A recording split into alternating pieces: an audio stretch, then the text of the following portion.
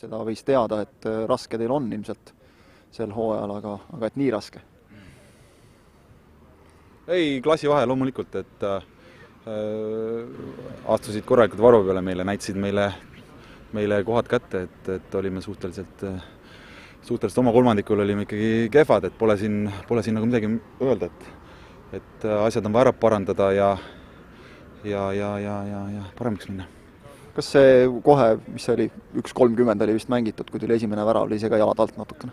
Ja ikka muidugi, et tuled hooajale, eks ju, ja õnnetu oma värav kohe, et ega see hästi ei mõju ja karistus lõik otsa. Et eks see meid natuke tappis, aga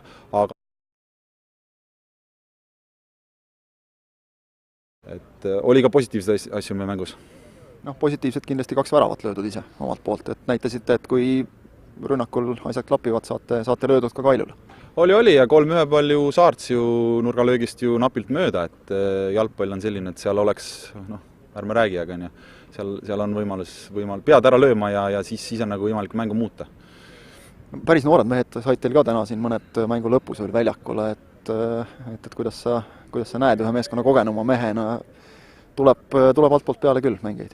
No ega meie nagu selline, ega me nagu see ei ole ainukene hooaeg, et me tegelikult töötame järgmiste aastate nimel, et praegu koosseisu vaatades meil ongi, et 11-12 kogenumat mängijat ja ülejäänud ongi noored, et täna alustas kogenum koosseis, ei vedanud algus välja, üks noor see algus peale.